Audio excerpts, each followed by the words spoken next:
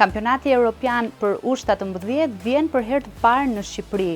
Një turne i këtyre përmasave kërkon padyshim një angazhim disa vjeçar, duke nisur që nga momenti i aplikimit, konceptimi dhe më pas realizimi. Padyshim që kërkon edhe investime në infrastrukturë.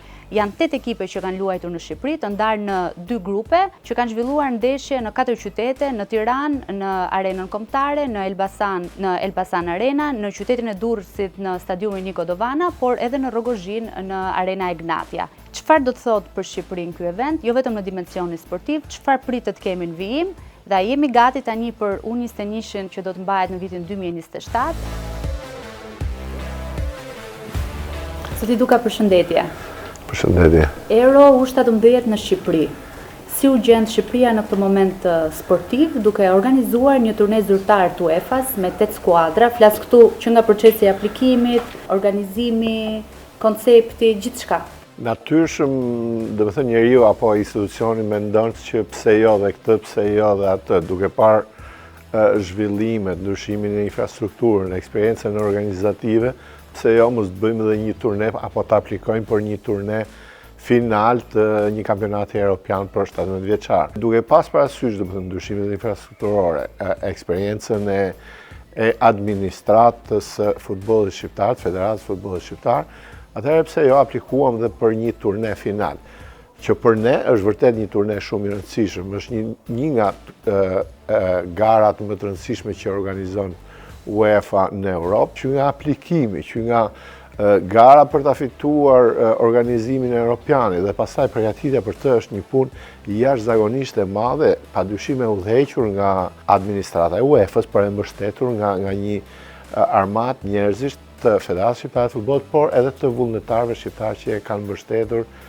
aktivitetin i cili vazhdon tani. A ishte e gatshme Shqipëria ta mirëpriste një kompeticion të këtij niveli apo u desh ju të bëni disa ndërhyrje në infrastrukturë? Ne le të themi me gjithë kontributin tonë, qoftë dhe financiar, kemi ndryshuar infrastrukturën në 10 fusha stërvitore, sepse ishte kriter për gjitha skuadrat që vinë, duhet të kenë nga një fushë stërvitore në dispozicion dhe 2 tjera rezervë në raste, do me thënë, kohë e keqe apo gjërat e tjera që mund ndodhin, kështu që kemi ndërhyrë në përmirësimin e 10 fushave stërvitore. Kemi ndërhyrë në përmirësimin e 4 stadiumeve që zhvillohet kampionati evropian.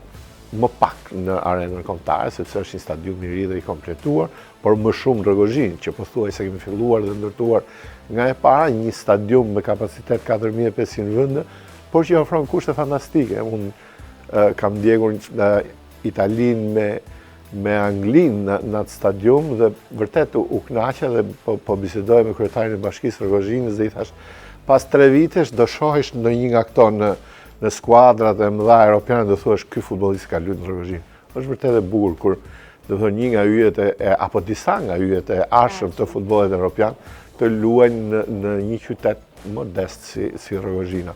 Dhe kjo është një nga gjërat e bukura të këtij evropiani. Zoti Duka më thej që një turne i këtij niveli kërkon një organizim dhe një koordinim shumë të mirë.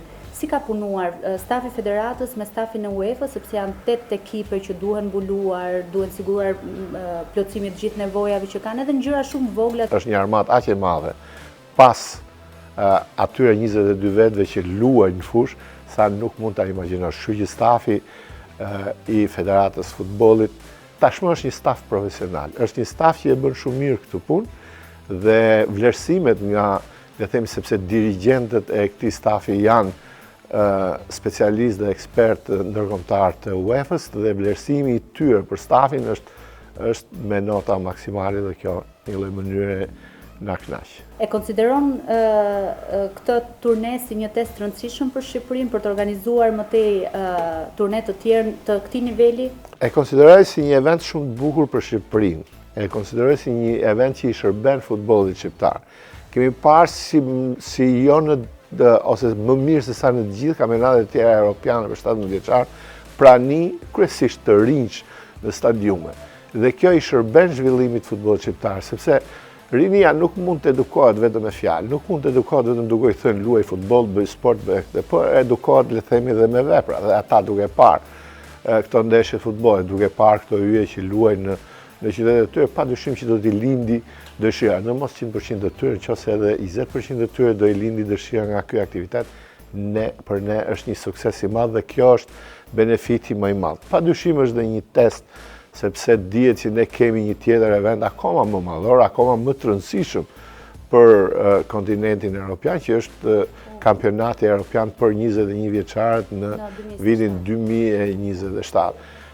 Është më i vështirë, kam le të themi kërkesa akoma më të mëdha, po jam shumë i bindur që me eksperiencën që kemi marrë qoftë edhe para këtij evropiani, me eksperiencën që po krijojmë gjatë këtij evropiani, stafi i federatës që realisht duhet të ta falenderoj për punën shumë të mirë që ka bërë në vazhdimsi dhe për ekspertizën shumë mirë që ofron në të, duhet falenderoj edhe gjithë vullnetarët që janë bashkuar këtij aktiviteti, sepse ishin të shumtë në numër, me sa lexova.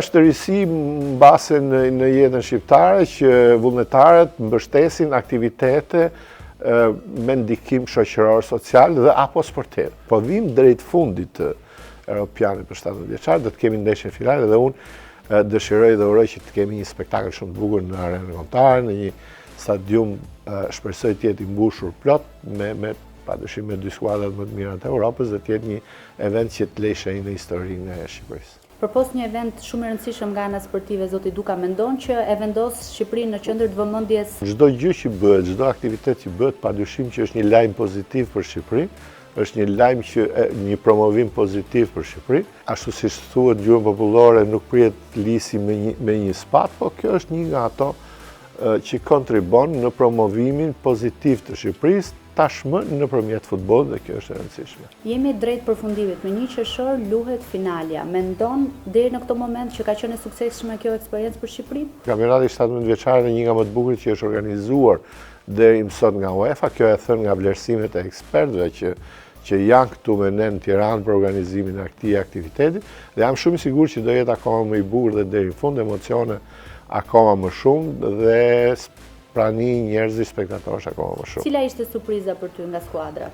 Nuk janë realisht skuadra surprizë, sepse janë vërtet skuadrat që gjithmonë kanë qenë më të mirat e Europës, janë Franca, Anglia, Gjermania, dhe në fakt kur kam parë ndeshjen Francë-Portugali në arenën kombëtare, më zhduk të thëmë që një ndeshje e ekipeve të para me një kualitet jashtëzakonshëm, lojë shumë e bukur, por surpriza jemi vetëm ne, do të thënë Shqipëria, pjesëmarrje në këtë kampionat evropian. U zgënjeve pak me çunat tan?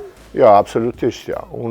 Unë ajo që i kam kërkuar, ajo që i kam këshilluar ekipit tonë 17 vjeçar, kam thënë shijojeni këtë kampionat sepse kjo është një ngjarje shumë e bukur për ju dhe sado që të përfitoni dhe të fitoni nga kampionat është të t'ju shërbej juve dhe brezit tuaj në të ardhmen. Sheh ndonjë yll të ardhshëm te këto skuadrat, zoti Duka? Ka. Unë shoh yje edhe në skuadrën tonë, që jam i sigurt që nga kjo skuadër 17 vjeçare e Shqipërisë do të ketë futbollistë që do të kontribuojnë në ekipin e parë shqiptar. Edhe në skuadrat e tjera kemi, le të themi, një lloj mënyre dhe futbollistë gati të konsoliduar tek Gjermania, një futbollist i cili luan sot ose është pjesë e Bayern Munich, apo një tjetër tek Anglia, edhe koincidon që janë të dy me numër 10, emrat nuk i mbaj mend, që është pjesë e Arsenalit. Pra kanë filluar të aktivizohen me ekipet e para, por gjithsesi mosha është e re dhe të tjerë mund të shpërthejnë nga ata dhe mund të bëjnë yje të ardhmes. Ke patur mundësi të bisedosh me ndonjërin për tyre se me trajnerët, çfarë përshtypje ka lënë Shqipëria? Apo kanë qenë gjithkohë si stërvitjes kanë patur mundësi ta kemi biseduar padyshim, në çdo moment ne jemi në kontakt me gjithë stafet e ekipeve, me gjithë zyrtarët, jo me futbollistët. Dhe janë vërtet shumë të kënaqur nga gjithçka që kanë parë, nga gjithçka kanë përjetuar, nga kushtet sportive në të cilët stërviten, akomodimi në hotele dhe kanë dhe ato vlerësime maksimale për gjithçka që po përjetojnë në këtë Evropian. Një gjë që më ka pëlqyer shumë ishte dhe maskota. Do ta shoqëroj kombëtaren për te U17-s? Maskota nuk është, le të themi, një kusht i kampionatit Evropian, është një gjë e bërë nga Federata e Futbollit për të respektuar Evropianin, por për ta patur gjatë gjithë vazhdimësisë aktiviteteve të ekipit kombëtar. Do të vazhdojmë, domethënë, me maskotën, padyshim që departamenti komercial në federata, po i marrëdhënie me publikun mund ta ndryshoj, por gjithmonë duke qenë në të njëjtën qasje të simboleve të flamurit të kombëtarëve shqiptarë. E fundit, për kë bën tifo? Tifo vetëm për Shqipërinë, nga U10 dhe deri në ekipin e veteranëve. Faleminderit zoti Duka. Faleminderit juve.